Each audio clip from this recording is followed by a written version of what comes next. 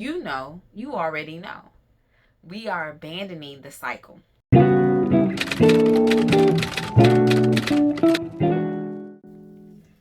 Welcome back, curse breakers. We are here with another diary of the generational curse breaker.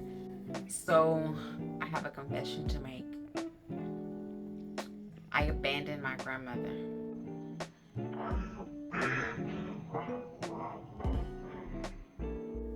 I know it sounds really, really bad, but when I tell you the revelation of it all, whoo, honey child. So, let's get into it. I had to look up the definition of abandon because it was constantly being thrown at me, and I was like, I'm not the type to just up and abandon somebody.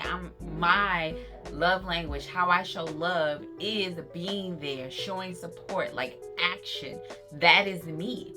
So to tell me I abandoned you is really hurtful, but I did.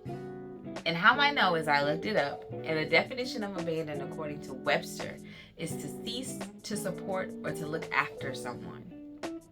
Honey child, when I tell you, yeah, that's what I did. I did do that. It is very opposite of what I know, but the life of a generational curse breaker, when you're breaking the curse, it is going to be opposite of what you know, period. I had to come to the hard fact that I did set out to break curses and make changes and give my children something different, which means that some places in my life will be abandoned. Unfortunately, I hate that people view it as though I abandoned them, as in them personally, when it really isn't that. You already know. We are abandoning the cycle. We are abandoning the expectation of anything opposite of what we are actually supposed to be doing. We are abandoning the tradition of what someone else thinks is supposed to happen for us. Tradition is a curse in itself. Like, you're supposed to show up and do this no matter whether it hurts you, taunts you, takes you 10 days to recover from, beats you up, plays you mentally. All that because of tradition. Oh, that's the biggest one. I didn't know, but looking back over my life as a child, I have been fighting tradition all of my life.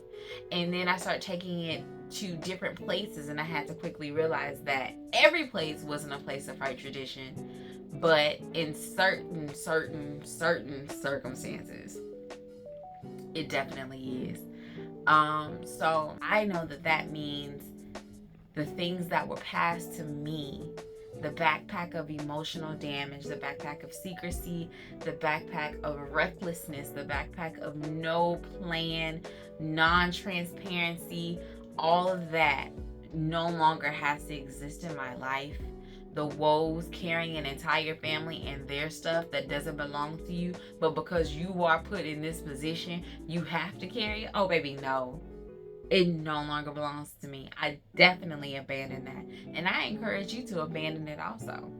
The thing I look at and admire and am in awe of with my children is simply how they know who they are already at 10 and 6 and can tell you, like, no, I'm not going to do that. Yes, I may do that. Or I'm going to try, but I'm not going to give it my all. Like, they're very honest. They're very honest with who they are and what they want.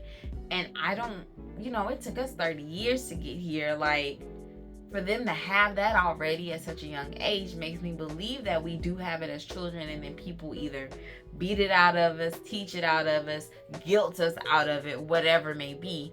And that is unfair. It is not okay for you to feel guilty because you want to hold a boundary. It is not okay for you to call someone else the ditty, uppity, snarky, whatever, because they want to hold a boundary. That is you passing along what someone passed to you. And as a curse breaker, it's our job to stop it. Stop it right now. We are not what they told us we were. We are who God called us to be. I had to get that out. That's been sitting in there for like 2 weeks, and I'm so happy to have relieved that and can resist that. So now I want us to redefine abandon. As a noun, when you use abandon. It means to complete with a lack of inhibition or restraint. When you move and operate in complete obedience, I want you to be in total abandonment of judgment. I want you to move in your purpose with abandon. Like, I want you to be so enriched with abandonment that you can say, I'm free.